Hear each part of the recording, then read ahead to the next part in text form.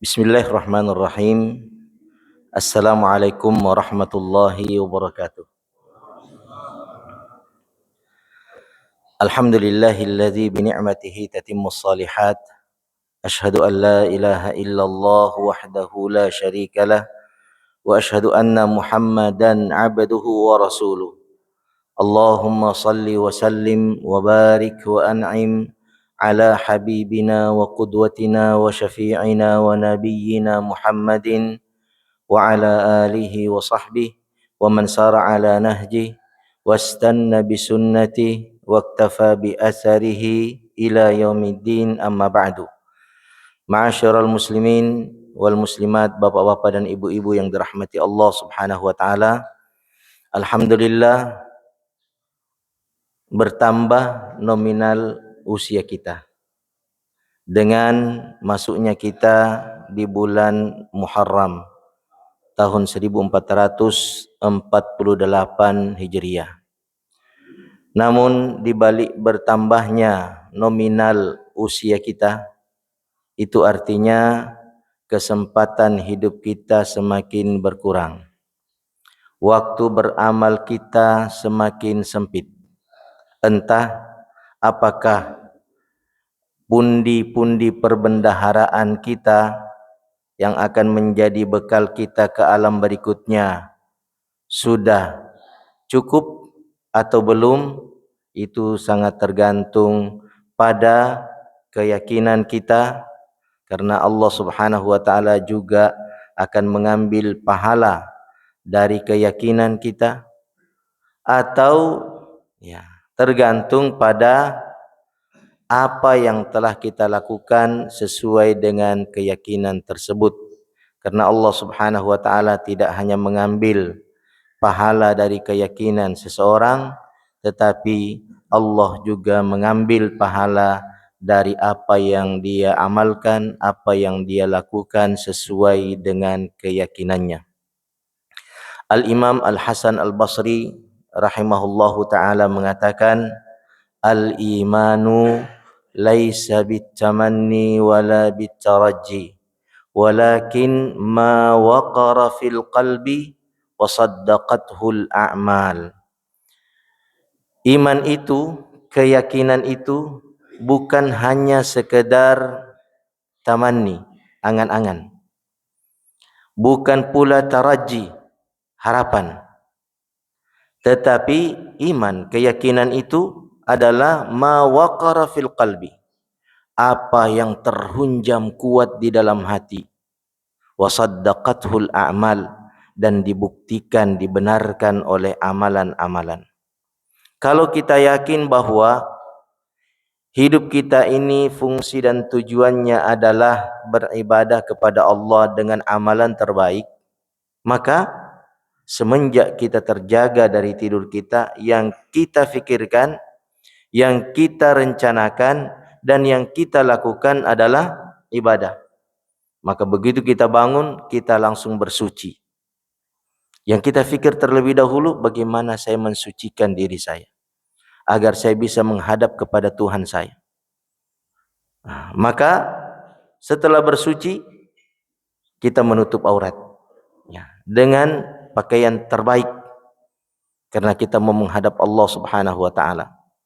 Sebagaimana dalam surah Al-A'raf ayat 31, Allah Subhanahu wa taala berfirman, ya bani Adam, khudhu zinatakum 'inda kulli masjidin wa kulu washrabu wa la tusrifu innallaha la yuhibbul musrifin.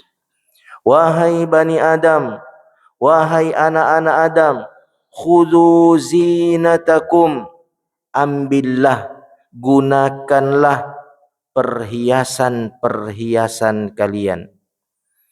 Para ulama kita mengatakan sapaan atau panggilan untuk perintah ini ditujukan kepada seluruh Bani Adam untuk berhias. Mengapa ma'asyiral muslimin? Karena berhias itu adalah sunanul fitrah. Dia adalah sunnah atau kebiasaan-kebiasaan yang selaras dengan fitrah manusia.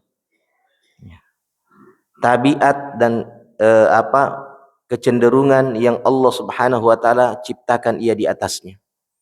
Ya, kita tidak seperti hewan. Ya, hewan ya, tidak merupakan fitrahnya itu berhias, ya kan? Bersih. Ya, dia mau makan apa saja, dia tidak perlu cuci. Ya, dia tidak perlu mandi. Ya, kalau manusia fitrahnya seperti itu.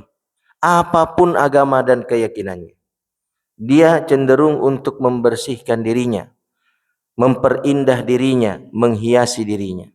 Tetapi ketika kita berhias itu untuk Allah inda kulli masjidin. Setiap mau ke masjid. Masjid yang Allah sebutkan di dalam Al-Quran. Surah An-Nur ayat 36. Fi buyutin adzinallahu an turfa'a wa yuzkara fiha ismuh. Yusabbihu lahu fiha bil ghuduwi wal asal. Cahaya itu kata Allah ada di dalam rumah-rumah. Adzinallahu yang telah Allah izinkan. Allah telah syariatkan di dalam rumah-rumah itu an turfa'a wa yuzkara ismuhu, untuk ditinggikan dan disebut-sebut namanya. Ya, yaitu masjid. Belum terbit matahari langsung namanya ditinggikan. Ya, disebut-sebut Allahu Akbar, Allahu Akbar, dan seterusnya. Siang begitu tergelincir matahari, namanya disebut lagi di dalam rumah tersebut, ditinggikan. Ya. Di dalam rumah itu kata Allah Subhanahu wa taala, rijalun la tulhihim tijaratun wala bai'un an zikrillah.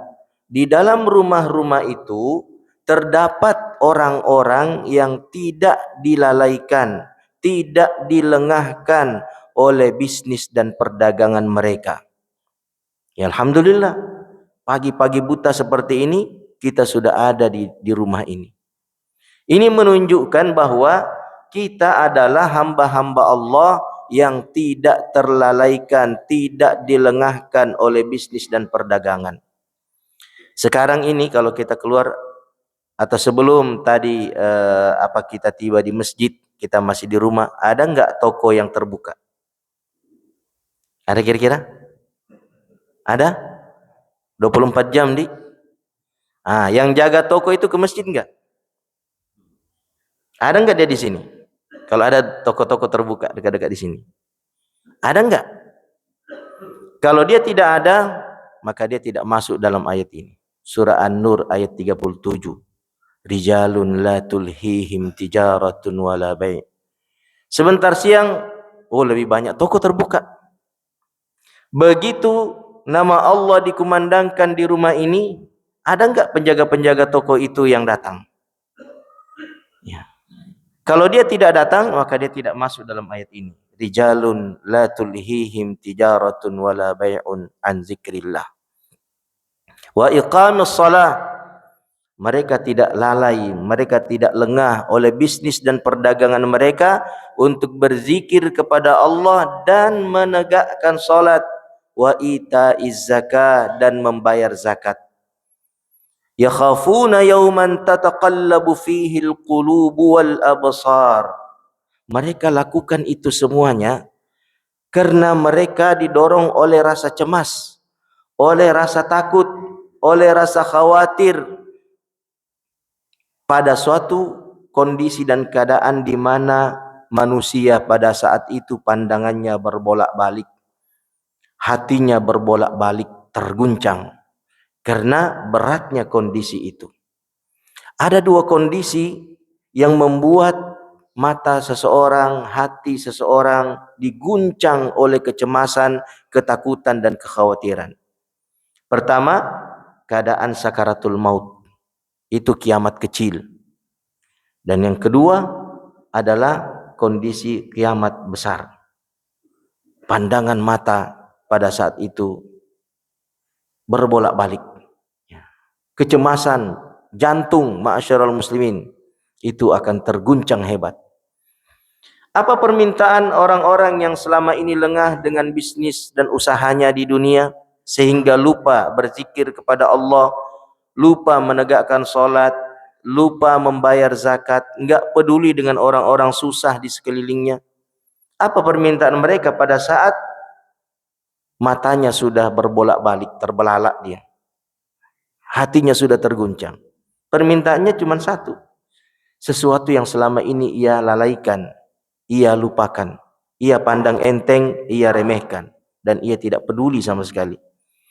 Ya, sebagaimana Allah sebutkan dalam surah Al-Mu'minun ayat 99 dan 100 itu. Hatta idza jaa ahadahumul maut qala rabbirji'un la'alli a'malu salihan fima tarakt kalla innaha kalimatun huwa qailuha wa min waraihim barzakhun ila yaumi yub'atsun. Ketika kematian mendatangi salah seorang di antara mereka, ya, makhluk yang Allah ciptakan namanya kematian, sebagaimana makhluk yang Allah ciptakan namanya kehidupan yang masih menyertai kita saat ini. Kehidupan ini akan berakhir dia, ditandai dengan datangnya kematian. Ketika kematian datang, seseorang itu tidak tiba-tiba mati. Ada proses. Ya, kematian itu masuk ke dalam tubuh dan kehidupan itu keluar dari tubuh. Ada prosesnya ma'asyiral muslimin. Ya, lama dan tidaknya, ringan dan beratnya proses kematian memasuki tubuh seseorang itu tergantung pada keyakinan dan amalan-amalan yang dia lakukan berdasarkan pada keyakinan tersebut. Tergantung. Ya, kalau keyakinannya baik, tauhid, dan yang dia amalkan adalah konsekuensi daripada tauhid, maka akan ringanlah, akan mudahlah, ya, proses yang dia alami pada saat kematiannya. Tapi kalau sebaliknya, maka berat. Permintaannya cuma satu, Rabbirji'un, ya Allah kembalikan aku hidup.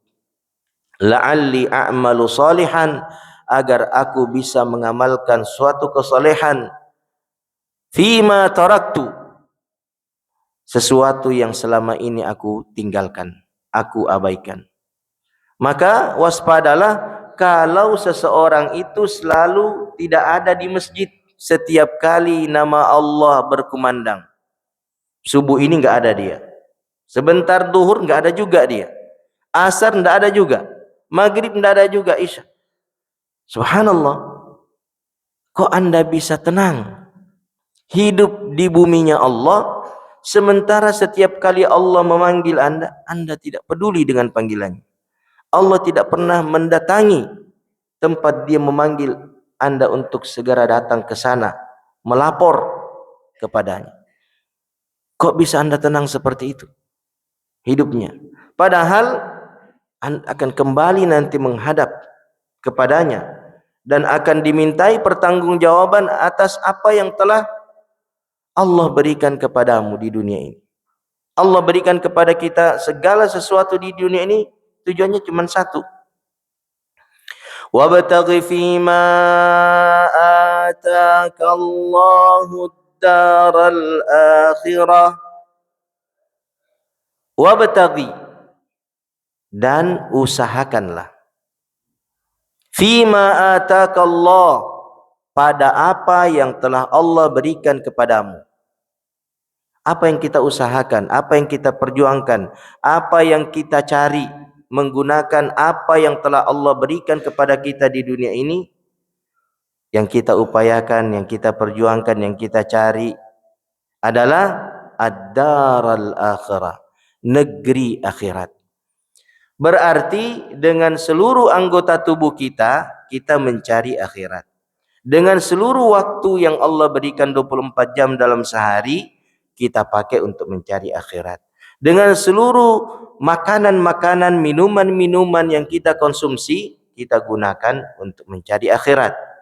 Pakaian-pakaian, aksesoris perhiasan, kendaraan, dan fasilitas apapun yang Allah berikan kepada kita di dunia ini, seharusnya kita gunakan untuk mencari akhirat.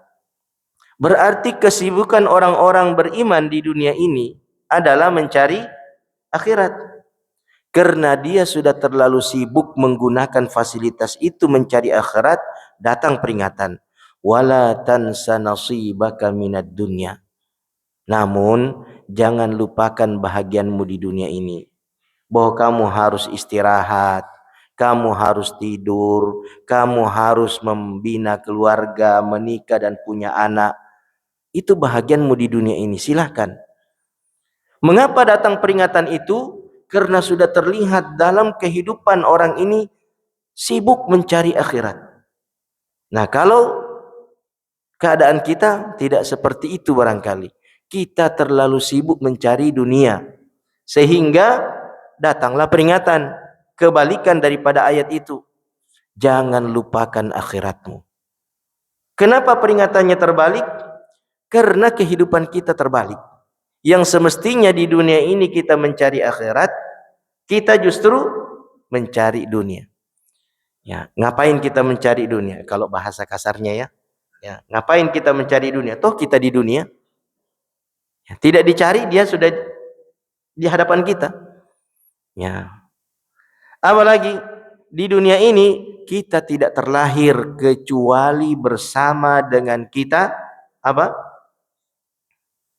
Kita tidak akan lahir di dunia ini dan tidak akan hidup sampai usia seperti ini kecuali bersama dengan kita apa? Rezeki. Kalau tidak ada rezekinya beda. Kalau tidak ada rezekinya di dunia ini, bisa hidup, mati dia dalam rahim ibunya. Seandainya tidak ada rezekinya di dunia ini, maka dia akan segera mati. Dia akan keluar dalam keadaan mati. Dan betapa banyak janin dilahirkan dalam keadaan mati. Mengapa? Tidak ada catatan rezeki untuk dia. Maka Rasulullah sallallahu alaihi wasallam bersabda,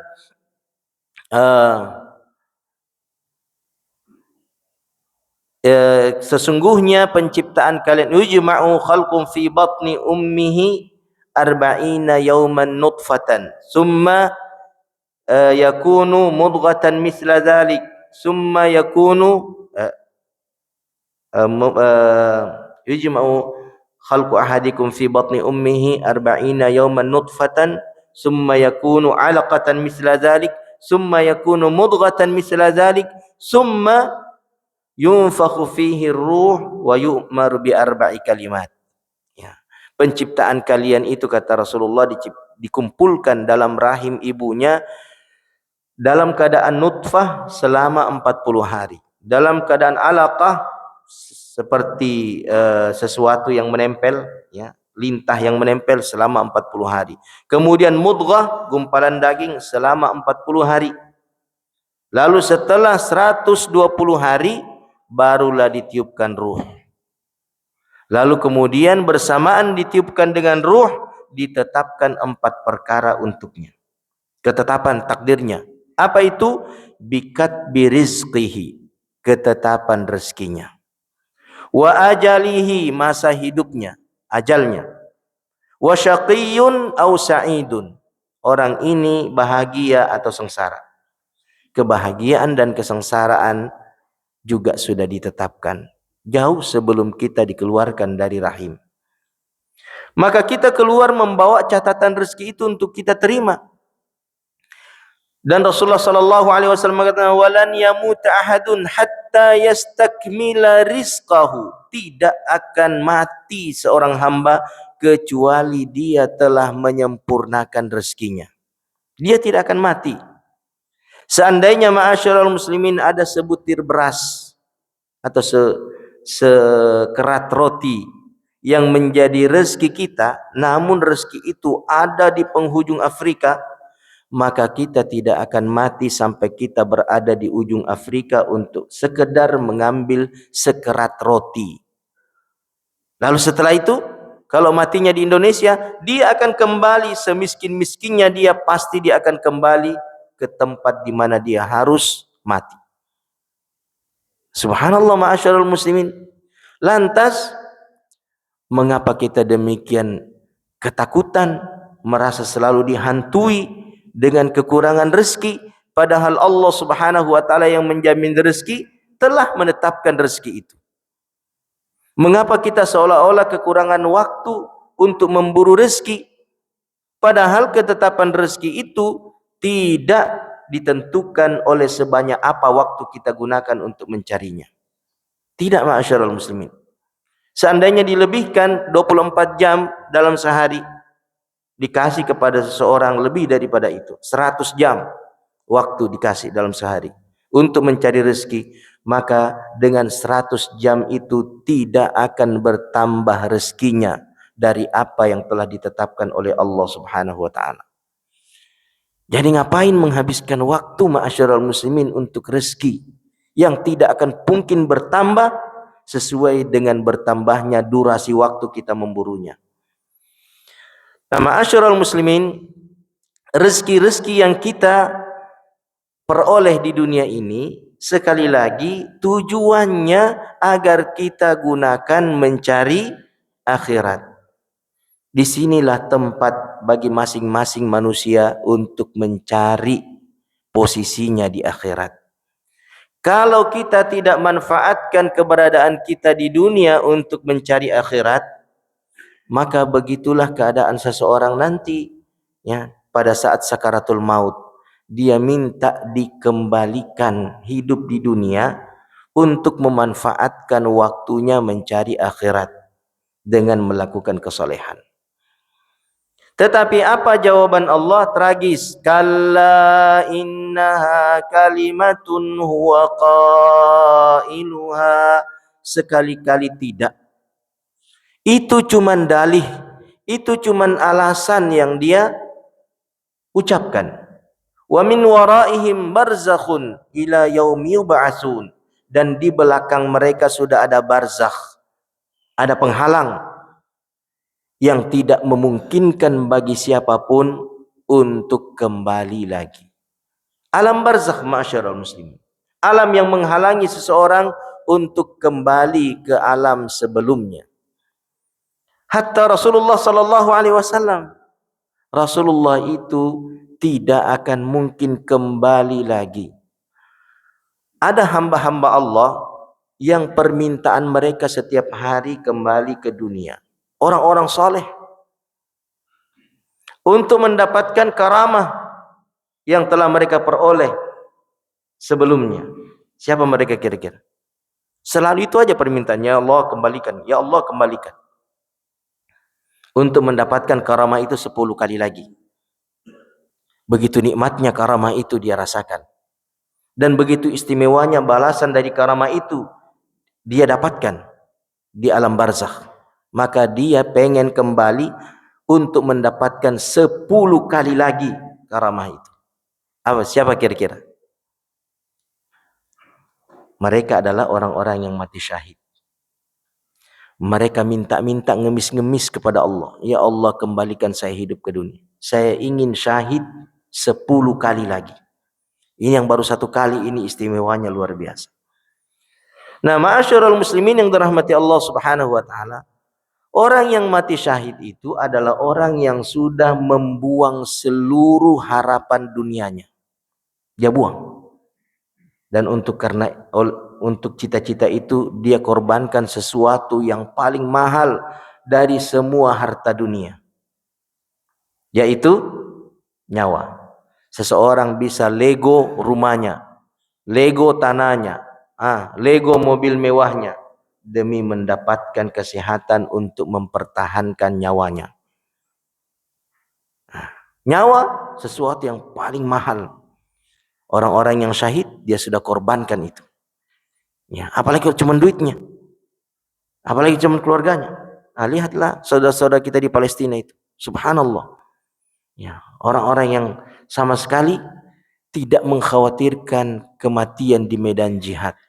Nah, mereka-mereka itu kalau dia masuk di alam barzah, ngemis-ngemis, minta kepada Allah untuk kembali ke dunia mendapatkan 10 kali hal yang sama yang mereka telah peroleh, yaitu mengorbankan apa yang mereka miliki di dunia ini untuk memperjuangkan agama Allah meskipun nyawa menjadi taruhannya.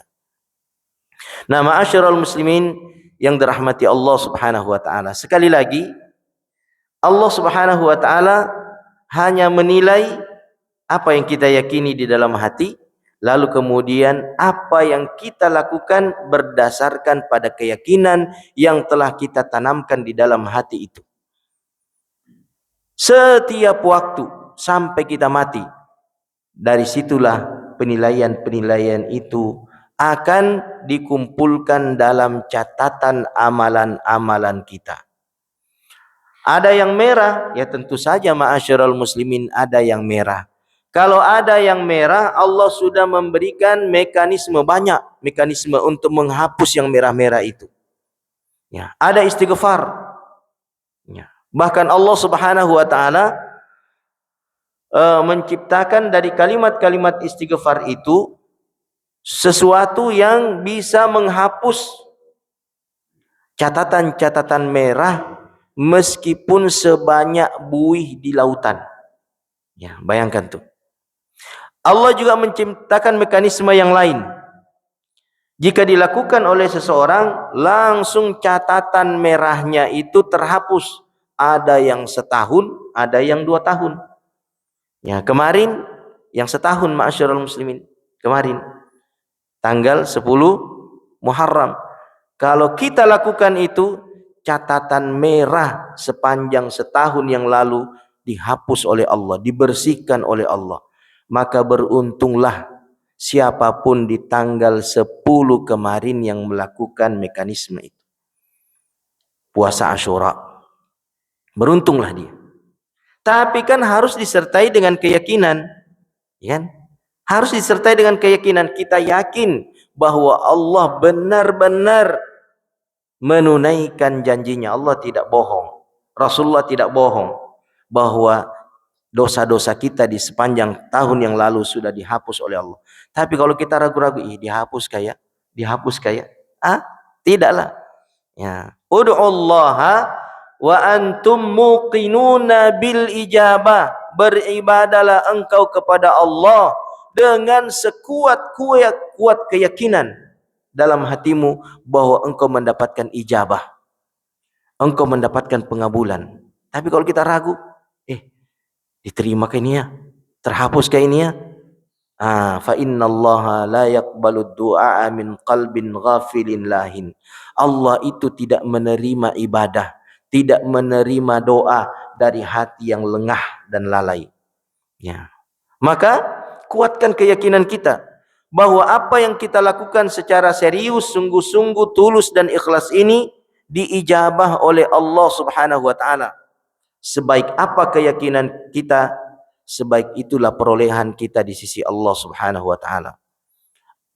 Rasulullah sallallahu alaihi wasallam meriwayatkan hadits qudsi bahwa Allah berfirman, "Ana 'inda dhanni 'abdi bi wa ana ma'ahu hina zakarani." Aku itu, kata Allah, berdasarkan pada keyakinan hambaku kepadaku. Seperti apa keyakinan kita kepada Allah, seperti itu Allah membalas kita. Makanya ma'asyiral muslimin, ada orang-orang tertentu subhanallah, ya, pakaiannya tidak terlalu putih, gitu, tidak terlalu panjang, ya. Mungkin tidak ada juga sorban, ya. Jangan untuk memakai sorban, dia tidak punya sorban dia. Ya. Tetapi subhanallah dia memiliki keyakinan yang lebih putih daripada bajunya Pak Haji yang baru pulang umrah. Ya. Lebih putih keyakinannya. Dengan keyakinan itu, sedikit saja dia berdoa kepada Allah langsung dikabulkan oleh Allah Subhanahu wa taala. Ya, mereka itu adalah al-akhfiya, orang-orang yang tersembunyi di kalangan hamba-hamba Allah Subhanahu wa taala yang nampak kelihatan kesolehan-kesolehannya secara fisik, ya, melalui pakaian-pakaian dan aksesoris yang dia gunakan. Dia nampakkan kesolehan di situ. Padahal ma'asyiral muslimin, ya, kesolehan yang paling besar pahalanya dan mendekatkan seseorang kepada Allah Subhanahu wa taala adalah kesolehan yang tersembunyi dan tak terlihat. Jika kesolehan itu bisa disembunyikan, maka dialah yang terbaik. Ya, jangan kita sembunyi-sembunyi salat berjamaah. Enggak bisa, salat berjamaah itu tidak bisa disembunyikan. Bagaimana caranya dia sembunyi-sembunyi salat berjamaah? Saya salat berjamaah, katanya. Ya, supaya tidak kelihatan saya mau sendiri salat berjamaah. Tak bisa salat berjamaah. Ada jamaah seperti itu. Enggak pernah kita kelihatan. Ramadan enggak pernah kelihatan dia di masjid. Tapi dia salat berjamaah. Dia mengatakan saya salat berjamaah ya dengan imam terbaik di tempat terbaik. Ya, meskipun saya di rumah. Mengapa? Dia setel siaran langsung Mekah. Ya. Begitu dia salat duhur, azan duhur, dia salat duhur. Memang salat duhurnya di sana sama dengan kita? Tidaklah, beda jauhnya. Subhanallah. Ya. Dengan alasan ingin menyembunyikan amalannya salat berjamaah. Tidak bisa ma'asyiral muslimin. Ya, jangankan itu, yang dekat saja ini tetangga masjid, bisa enggak dia salat berjamaah? Kita salat berjamaah di sini, dia di sebelah ikut. Bisa? Tidak bisa ma'asyiral muslimin. Ya. Jadi salat berjamaah amalan yang tidak bisa disembunyikan. Kita tetap harus melangkah pergi, pulang, ya, dari menuju ke masjid. Ya. Terlihat kita. Disinilah perjuangan kita ma'asyiral muslimin untuk menjaga keikhlasan di tengah-tengah terlihatnya kita oleh banyak orang di sekeliling kita. Inna ahadakum la yansarifu min salatihi wa lam yajidu min salati illa ushraha aw tus'aha aw sumunaha aw subu'aha aw sudusuha aw khumusuha aw rubu'aha aw sulusuha aw nusuha. Salah seorang di antara kalian benar-benar telah menyelesaikan salatnya, selesai dia, tetapi dia tidak memperoleh dari salat itu kecuali 1/10 atau 1/9 atau 1/8 atau 1/7 atau 1/6 atau 1/5 atau 1/4 atau 1/3 atau 1/2,5. Yang mendapatkan sempurna tidak ada. Mengapa ma'asyiral muslimin? Karena keikhlasan kita berbeda-beda, konsentrasi keyakinan kita juga berbeda-beda. Ada orang Allahu Akbar, dia paham itu Allahu Akbar, Allah Maha Besar. Dia pahami di hatinya, dia pahami di pikirannya kebesaran Allah Subhanahu wa taala, sehingga dia tidak ingat lagi semua yang kecil-kecil di dunia ini. Terlalu kecil. Semua apa yang mobilnya kecil sekali, tidak terlihat sudah dan tidak teringat. Saking dia dikuasai oleh kalimat Allahu Akbar. Sesak pikirannya, sesak perasaannya, penuh full. Tidak ada lagi tempat untuk yang lain kecuali Allah Subhanahu wa taala. Untuk sampai pada tingkatan itu susah sekali ma'asyiral muslimin. Allahu Akbar masih terbayang rumah, masih terbayang HP, masih terbayang hal-hal yang tidak kita ingat di luar salat, ya kan? Sampai ada syekh menceritakan, ini peristiwa nyata nih, ya, di sebuah tempat antara Riyadh dan Madinah. Ya, di situ ada rest area dan masjid. Ya, kalau kita dari Madinah mau ke Mekah, kan kita biasa singgah di rest area. Di situ ada masjid, orang pada sholat semuanya. Nah, ma'asyiral muslim, di rest area itu suatu ketika sholat berjamaah, ada makmum, satu-satunya makmum yang menegur imam subhanallah di rakaat terakhir, subhanallah, subhanallah, sampai imam itu salam, dia tetap mengatakan subhanallah. Ya. Akhirnya imam setelah menyempurnakan salamnya menghadap ke jamaah. Lantas dia bertanya, siapa tadi yang menegur saya? Ya. Mengingatkan kesalahan yang terjadi. Angkat tangan orang itu. Apa kesalahan yang saya lakukan? Dia mengatakan, Anda salam di rakaat ketiga. Ini solat kita ini tidak sempurna 4 rakaat. Anda salam di rakaat ketiga. Beliau bertanya kepada jamaah yang lain, benar?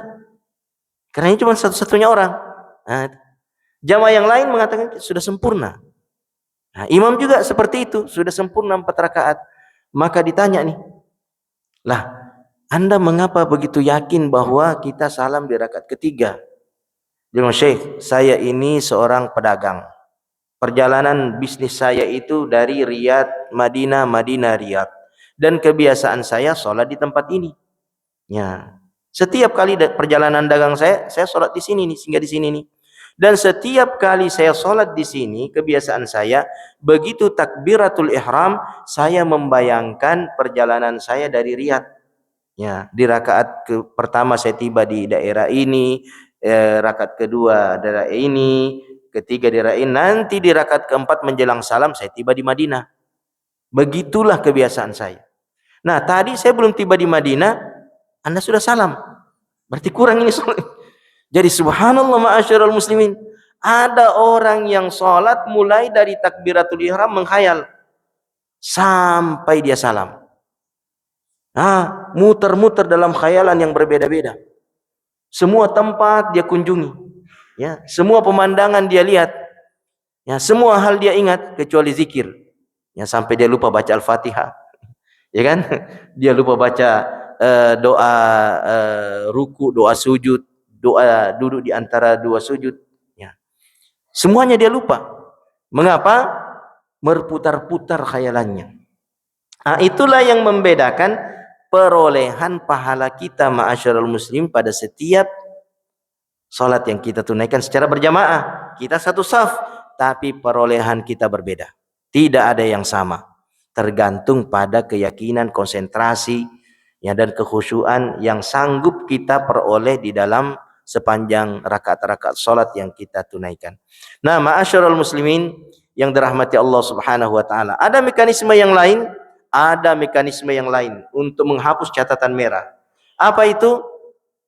Langkah-langkah menuju ke masjid, ya kan? Butiran-butiran tetesan air wudu. Apalagi keberadaan kita duduk di dalam masjid. Sepanjang kita duduk di dalam masjid, ma'asyiral muslimin, maka sepanjang itu terhapus-hapus semua catatan-catatan merah kita dalam setiap lembaran-lembaran itu. Oleh karenanya ma'asyiral muslimin, orang yang selalu ke masjid, duduk dan bertafakur di masjid, itu adalah orang yang mendapati level paling tinggi nanti di akhirat. Dia termasuk 7 di antara orang-orang yang mendapatkan level tertinggi nanti. Mengapa? Catatannya bersih sekali. Selalu ada di masjid.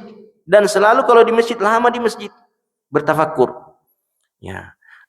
Sab'atun yuzilluhumullahu fi zillihi yawma la zilla illa zillu. Ada 7 golongan, kata Rasulullah, yang akan mendapatkan naungan di bawah arsy Allah, di mana pada saat itu tidak ada lagi naungan dan perlindungan kecuali perlindungan Allah. Dia berada pada level yang paling tinggi. Di antara 7 itu adalah rajulun qalbuhu mu'allaqun fil masjid. Orang-orang yang hatinya sudah tergantung di masjid. Dia pulang ke rumah tidak bawa hati dia. Dia gantungkan di masjid.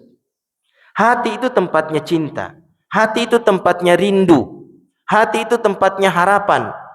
Oh, kerinduan, cinta dan harapannya sudah ditempatkan di dalam masjid sebaik-baik tempat. Bukan dikeluarkan jantunna. Ya tidak. Tapi kecintaannya, kerinduannya, harapannya sudah dia simpan di masjid. Sehingga ketika dia pulang, ada hal-hal yang membuat orang lain sangat cinta, ya, di luar masjid ini, ya, kemudian menghalangi dia kembali ke masjid, dia tidak terhalang lagi. Mengapa? mobilnya terlalu tidak dia cintai lagi. Mengapa? Cintanya ada di masjid. Ya, maka meskipun dia berada di sisi mobilnya yang mewah, begitu dia dipanggil ke masjid, dia tidak peduli tiba-tiba mobilnya. Dia tidak peduli tiba-tiba HP-nya. Dia tidak peduli. Sama seperti Rasulullah sallallahu alaihi wasallam, begitu azan berkumandang, kata para sahabat, Rasulullah itu beranjak seolah-olah tidak mengenal kami semuanya. Ya. Meninggalkan keluarganya, sahabat-sahabatnya, seolah-olah tidak mengenali mereka semuanya. Mengapa? Kecintaannya yang besar itu sudah ditempatkan di dalam masjid. Nah, ma'asyiral muslimin, semoga dengan mekanisme-mekanisme yang telah kita sebutkan itu, ya, kita bisa lakukan sepanjang hidup kita di dunia, sehingga meskipun ada catatan-catatan merah, ya, dalam setiap lembaran-lembaran hari-hari kita beramal, dengan mekanisme-mekanisme itu semuanya dihapus oleh Allah Subhanahu wa taala, hingga pada titik di mana kita harus dipanggil kembali kepada Allah, kita kembali dalam keadaan qalbun salim. Ya. Wala tukhzini yauma yub'atsun yauma la yanfa'u malun wala banun illa man atallaha biqalbin salim. Ya Allah, janganlah sedihkan aku, kecewakan aku pada hari di mana tidak berguna lagi bagi seseorang harta dan keturunannya, kecuali siapa yang kembali kepada Allah dengan qalbun salim, hati yang selamat. Demikian ma'asyarul muslimin, kita sampai di jam berapa? 6, oh masih ada, 6:23. Ada berapa menit ini? Nah, sebenarnya yang saya siapkan ma'asyarul muslimin, ini muqaddimah saja nih, adalah tentang Asyura. Ini tentang Asyura. Saya cari tadi kalimat untuk bisa masuk di Asyura itu, karena kita masih di Asyura, ya. Bagaimana sikap Ahlus Sunnah? Ini penting nih. Asyura bagi Ahlus Sunnah wal Jamaah hari apa? 10 Asyura, 10 Muharram, hari Asyura. Itu hari apa? Nah, hari apa? Menurut pemahaman kita ini hari apa ini sebenarnya? Hari untuk apa? Hari untuk apa ini 10 Muharram? Apa yang kita lakukan? Berpuasa toh? Hari puasa, hari ibadah, hari di mana kita harus menahan diri. Ya, bukan menahan makan saja, menahan diri dari hal-hal yang tidak wajar, dari kesia-siaan, apalagi dosa, ya kan? Puasa fungsinya menahan diri, ya, menjaga diri, ya, dari hal-hal yang sia-sia dan dosa. Itulah pemahaman kita. Tetapi ada pemahaman yang lain. Tentu ini pemahaman yang lain ini keliru, salah. Mereka menjadikan Asyura itu sebagai hari ratapan, hari berkabung, hari melakukan hal-hal yang tidak wajar. Di hari itu mereka tampar-tampar muka mereka, pukul-pukul dada mereka, sobek-sobek, ya, bukan lagi baju, punggung dan kepala mereka dengan belati hingga bermandikan darah. Ya, mereka kotori tubuh mereka, ya, dengan tanah. Ada enggak ya? Menjadikan hari Asyura berbeda seperti apa yang diperintahkan oleh Rasulullah untuk berpuasa. Ma'asyiral muslimin, ketika Rasulullah datang ke kota Madinah, beliau mendapati orang-orang Yahudi berpuasa. Rasulullah bertanya, ini memang ini hari apa nih kalian berpuasa? Orang-orang Yahudi mengatakan di Madinah, "Hadza yaumun azim, yaumun najjallahu fihi Musa wa qaumahu wa aghraqallahu fihi Fir'auna wa junudah." Ini adalah hari istimewa, hari agung, hari suci, di mana pada hari ini dahulu Allah telah menyelamatkan Nabi Musa dan kaumnya dan menenggelamkan Fir'aun dan bala tentaranya. Hari kemenangan tauhid, hari kemenangan kebenaran, hari kemenangan para nabi. Itu tanggal 10 Muharram. Maka Rasulullah pun berpuasa. Beliau mengatakan kepada orang-orang Yahudi, "Nahnu ahaqqu bi Musa minkum." Kami lebih berhak terhadap Nabi Musa daripada kalian. Kalau kalian saja berpuasa, kami lebih berhak untuk berpuasa. Ya, untuk mengenang peristiwa monumental di mana Allah menyelamatkan Nabi Musa dengan kebenaran yang beliau dakwahkan dan menenggelamkan Fir'aun dan permusuhannya kepada tauhid. Maka berpuasalah Rasulullah dan memerintahkan seluruh sahabat berpuasa. Inilah puasa wajib pertama. Nah, dia digugurkan setelah datang puasa Ramadan. Lalu ma'asyiral muslimin, Rasulullah pun ingin Rasulullah menyelisihi orang-orang Yahudi. Itulah Rasulullah. Dalam segala hal Rasulullah ingin menyelisihi orang Yahudi. Dalam tampilan, dalam cara beribadah, Rasulullah selalu ingin menyelisihi orang Yahudi.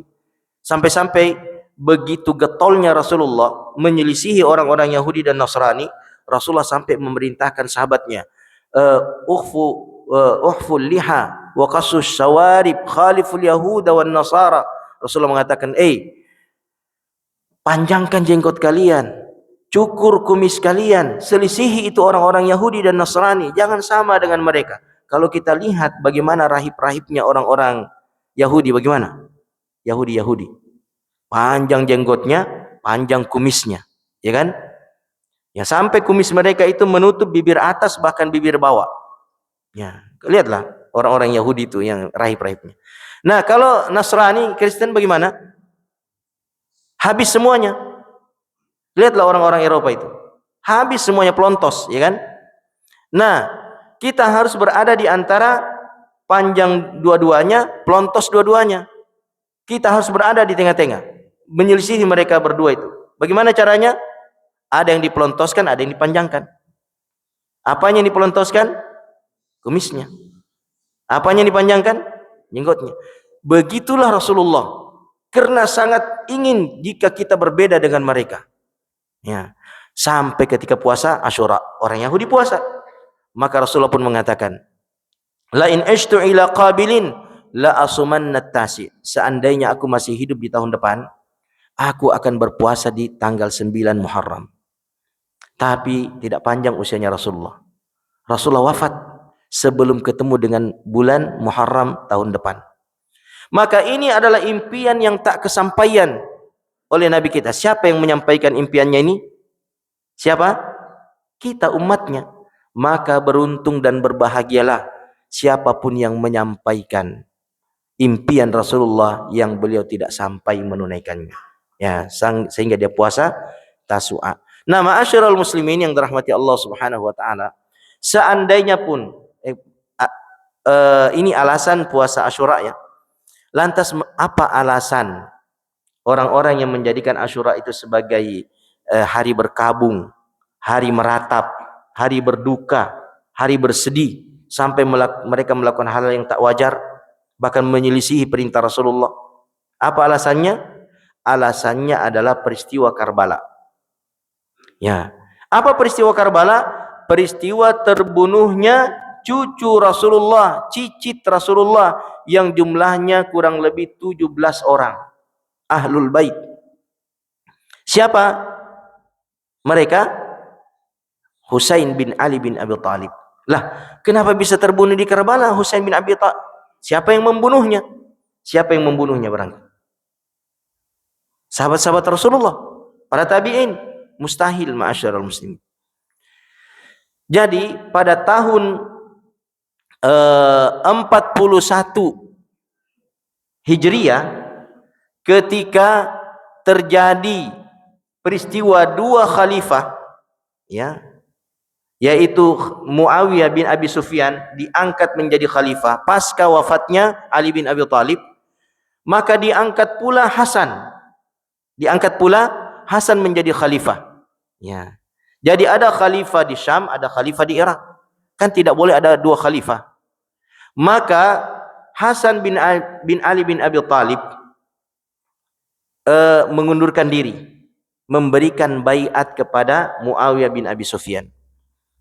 Maka tahun itu 41 Hijriah dikenal dengan Amul Jamaah, tahun persatuan, di mana Hasan bin Ali bin Abi Thalib ya mundur dan memberikan baiat kepada Muawiyah agar umat ini bersatu, tidak terjadi peperangan, pertumpahan darah. Ya. Tapi ma'asyiral muslimin, ada poin perjanjian. Poin perjanjian adalah diantaranya bahwa Muawiyah ketika wafat tidak boleh mewariskan kekuasaan kepada ahli warisnya. Tapi dikembalikan permusyawaratan itu kepada kaum muslimin. Tapi sayang ma'asyarul muslimin, di tahun 60 Hijriah wafatnya Muawiyah bin Abi Sufyan, beliau mewariskan kepemimpinan khilafah kepada putranya Yazid bin Muawiyah. Banyak sahabat tidak setuju. Semua tidak setuju. Tabi'in tidak setuju. Termasuk Husain bin Ali bin Abi Thalib tidak setuju. Dia tidak mau memberikan baiatnya karena melanggar perjanjian, ya kan? Tapi kan tidak boleh terjadi pertumpahan darah bagi kaum muslimin. Dijaga ini darah ini, tidak boleh perang. Meskipun keputusan politik tidak kita setujui. Ya. Jadi Husain mau tinggalkan ini. Mau tinggalkan Madinah. Dia menuju ke Mekah. Diburulah dia karena dia tidak memberikan baiat kepada Yazid bin Muawiyah, putranya Abu Sufyan. Muawiyah. Dia ke Mekah. Di Mekah masih diburu ma'asyiral muslimin. Tanggal 8 Zulhijjah, hari Tarwiyah, Husain akan meninggalkan kota Mekah menuju ke Irak. Mengapa ke Irak? Karena semenjak bulan Zulqa'dah beliau telah mendapatkan sekitar 12.000 surat dari penduduk Kufah. Surat janji setia. Kesinilah engkau, kami akan menerima Anda dan kami di sini akan membaiat Anda sebagai khalifah. Kami akan melindungi dan membela Anda seperti kami melindungi dan membela putra-putra kami sendiri. 12.000 surat. Tapi kan Husain bin Ali tidak begitu saja percaya. Dia kirim terlebih dahulu sepupu beliau, Muslim bin Aqil, ke Kufah. Apa benar ini surat-surat ini? Coba periksa keadaan di Kufah. Beliau berangkat terlebih dahulu ke Kufah. Berangkat benar. Dia memperoleh keadaan persis seperti yang di surat itu. Ketika gubernur Kufah, gubernur Irak pada masa itu, Ubaidullah bin Ziyad, mengetahui keberadaan Muslim bin Aqil di sana untuk mengambil baiat yang akan diberikan kepada Husain bin Ali bin Abi Thalib, wah marah dia. Maka beliau menyerang Kufah, ya kan? Ya, siapa yang tidak mengembalikan baiatnya itu dibunuh. Termasuk Muslim bin Aqil dibunuh. Terjadi kekacauan di Kufah. Semua orang mengkhianat, ya. Berbalik, ya, tidak lagi kepada Husain. Peristiwa ini mungkin belum sampai kepada Husain. Beliau pun berangkat. Sahabat-sahabat, ya, ada antaranya Abdullah bin Abbas, Mu'ad bin Jabal, Abdullah bin Umar, Abi Sa'id Al-Khudri radhiyallahu ta'ala datang kepada Husain, melarang, mencegah. Jangan, ini juga kan hari-hari haji, atau minimal Anda haji dululah. Ini kan tanggal 8 nih, orang semuanya ke Mina. Ya. Besok ini kan hari Arafah. Minimal Anda tunaikan haji dulu baru tinggalkan Mekah. Tapi beliau sudah bertekad. Barang-barang sudah siap. Orang-orang juga yang mau mengikuti beliau sudah siap, sekitar 70 orang. Maka berangkatlah beliau meninggalkan Mekah pada saat jamaah haji menuju ke Mina. Beliau keluar dari Mekah menuju Irak. Ubaidullah bin Ziyad mengetahui keberangkatan itu. Maka dia mengirim pasukan berjumlah 1.000 orang. Dipimpin oleh Al-Hur bin Yazid Ar-Riyahi At-Tamimi, 1.000 orang, dan menghadang di Karbala. Ya, berhentilah Husain bin Ali bin Abi Thalib di Karbala, dikepung dia di situ. Satu, kalau tidak perang maka Anda harus jadi tawanan. Mustahil kan kerabat Rasulullah jadi tawanan perang? Itu mustahil. Itu merendahkan kerabat Rasulullah sallallahu alaihi wasallam. Maka Husain bertahan, dia tidak mau menjadi tawanan perang. Karena artinya nanti istri beliau, putri kaum muslimin yang ikut bersamanya akan jadi budak. Itu tidak boleh. Tidak boleh sama sekali. Maka beliau bertahan. Bahkan meminta 3 opsi. Salah satu dari 3. Izinkan saya ke Syam dan memberikan menjumpai Khalifah Yazid bin Muawiyah, atau kembalikan saya ke Mekah, atau yang ketiga, biarkan saya hidup menyendiri mengasihkan diri di perbatasan negeri kaum muslimin. 3 opsi itu ditolak.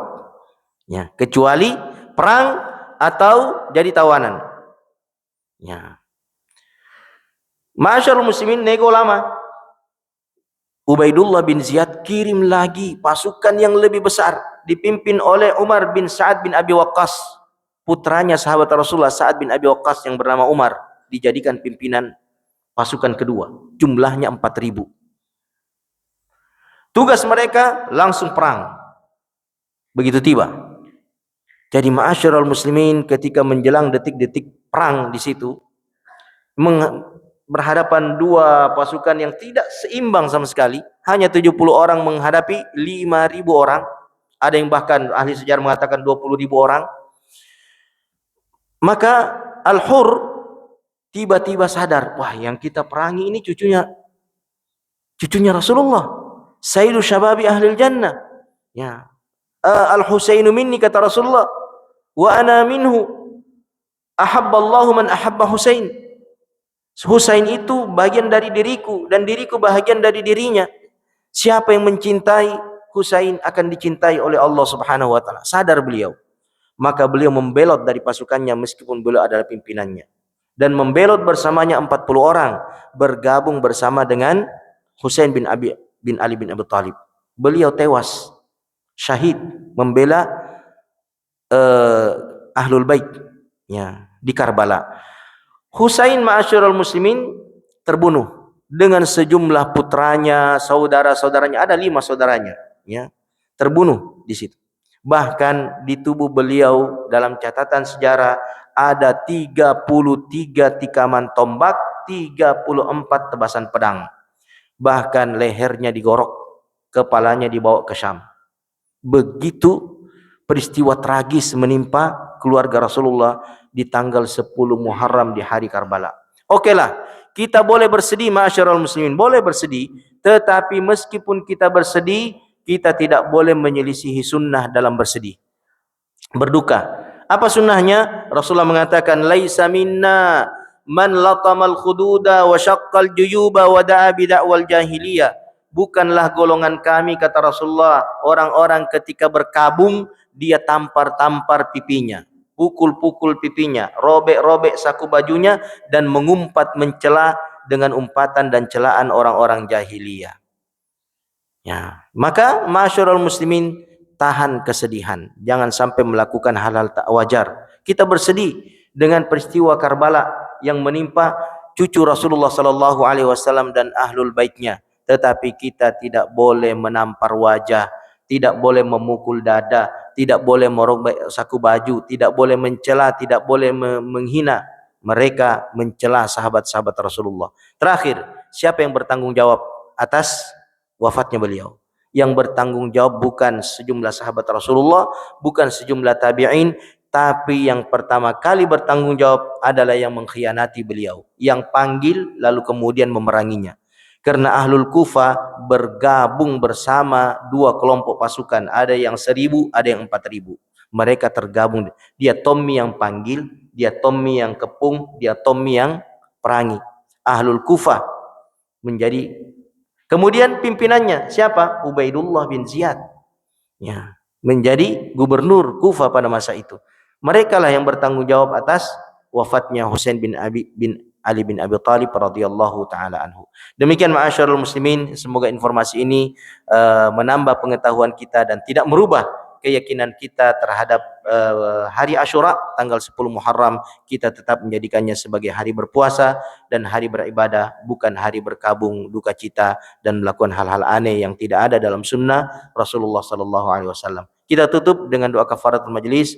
Subhanakallahumma wa bihamdika asyhadu an la ilaha illa anta astaghfiruka wa atubu ilaika. Wassalamualaikum warahmatullahi wabarakatuh.